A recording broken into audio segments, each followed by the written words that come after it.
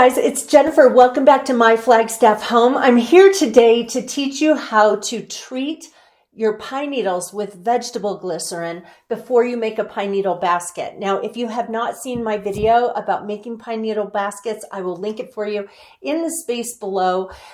And it is perfectly fine not to treat your pine needles. In fact, for years, I never did.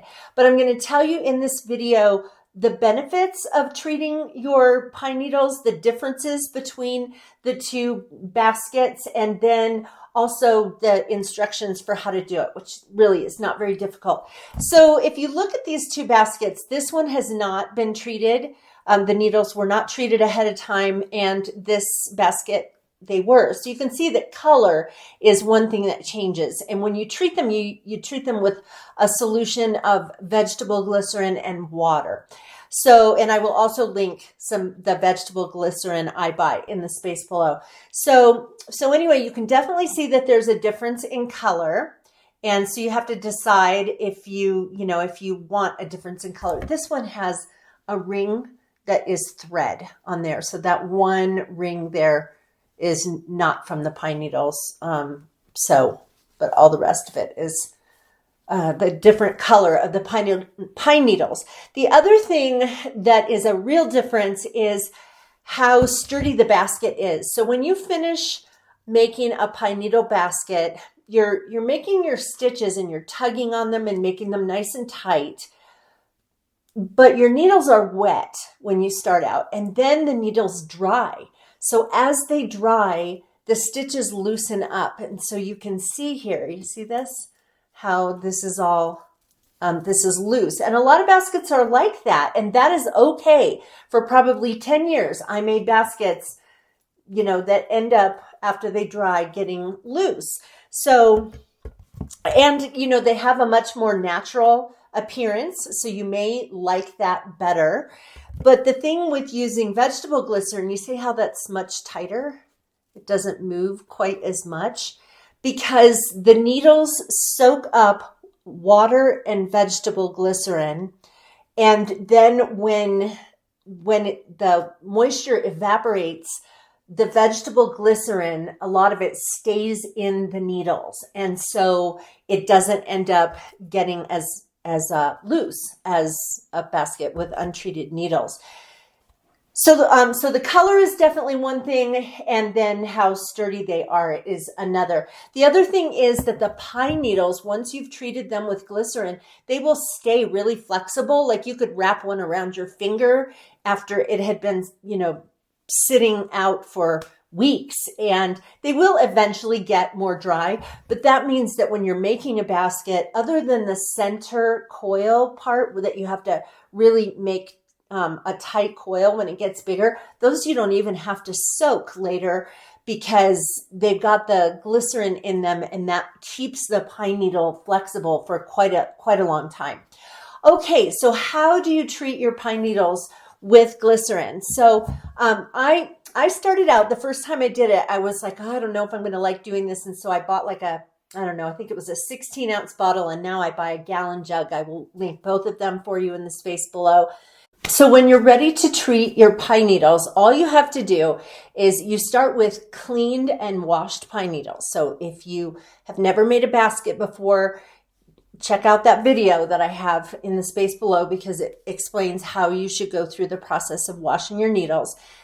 Then you're going to take your needles and soak them for 30 minutes. This is going to get them to start absorbing water, and then they will absorb the glycerin better later. So after you have done that, go ahead and dump that water out, put the needles back in a container.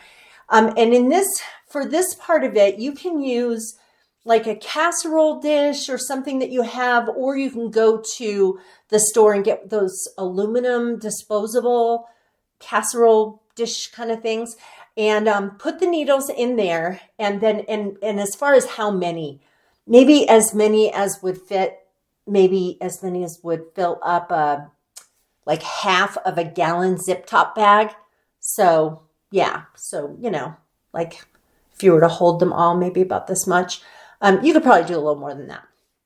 But anyway, so what you do is lay the the soaked pine needles in your dish, pan, whatever you're going to use. And then you take 2 cups of vegetable glycerin and just kind of drizzle it over the top. It doesn't have to touch every bit of every pine needle. Just kind of drizzle it over the top. Make sure to get all the stuff out of the cup. So get a spatula and get all of it out of there. Then you're going to take some water and cover the needles. They don't have to be completely covered, like a bunch of water above the needles, but just mostly covered with water, and then kind of agitate it around with your hand to get the vegetable glycerin and the water to mix together. So the next thing is that you need to have your oven preheated to either 200 or 250. If your oven runs hot, then definitely do 200. I usually do mine at around 250. So during the process where your pine needles are soaking earlier, you can start preheating your oven. So either somewhere between 200 and 250. Then you take your needles, put them in your preheated oven, and leave them there for 1 hour. At the end of an hour, you take them out, take a pair of tongs, and you're going to kind of flip them over. So any pine needles that were, kind of poking above the surface get put back under, and it also kind of helps to stir up the solution a little bit. Put it back in the oven for another hour. Take it out, flip the pine needles again with your tongs, put them back in the oven for 1 more hour. So it's a total of 3 hours that you are essentially baking these pine needles. At the end of 3 hours, turn the oven off and just let them sit in there until they come to room temperature. The pine needles will continue to absorb the vegetable glycerin solution while they are coming down to room temperature. At that point, we're going to do 2 things. We're going to get ready to rinse the pine needles, but we're also going to store the extra vegetable glycerin solution. You can reuse it. So get a mason jar or some kind of, container with a good seal on it. And you take your pan and you kind of pour it in, not so much that your pine needles are going to flop out, but you kind of pour that solution into whatever container you're going to use. Set the container aside and let it cool completely. Put a lid on it, label it glycerin so somebody doesn't think it's iced tea or something like that. That's what it looks like. And then store it in the fridge and it will last. So I'll tell you what to do with this in a minute. So then you take your pine needles, they're in the pan, and you're going to fill the pan with water. You'll see that it's kind of yellowy looking because of the glycerin solution that's still on the needles. Kind of move the water and the needles around a little bit. Then dump all that out, fill it with water again, agitate the water, and you're going to keep doing that until the water, when you agitate it around, is just clear. There's no more yellowy tinge to it. That's usually about 4 times. So here's the thing. If you happen to not rinse them enough, once they're dried, they will feel kind of sticky. You'll notice a residue on your fingers that is unpleasant. And so if that happens, your needles are not ruined. You just need to rinse them again and rinse them a few more times and then dry them again. And then you'll notice that that feeling is gone from your hands when you touch them. So after you've rinsed them so that the water is clear the last time, then you're going to take them out of the water, shake them really good. And then I put some newspaper or paper towel on the floor in my garage. It's not fumey or anything like that, but just to get them out of the way. And then I kind of just spread them out on the newspaper so they can dry. So I live in a dry climate, so I let mine sit and dry for maybe just a couple of days. But if you live in a more humid climate, you may want to have them dry for up to a week. So then what you'll find when you have finished is that your needles will be quite flexible. Can you see that? Let me hold it. So can you see how flexible that is? This needle was treated about 3 weeks ago. Now, if I'm going to use this to start my basket, if I make, at the beginning where you make this really tight coil in the center, if you coiled this that tight, it would likely break. And so you'll want to soak the treated needles that you're going to use in the center. So you can just soak a few of them. And then once you get to the bigger parts of the basket, you can just use needles that were treated weeks ago because they stay really flexible, which is very nice.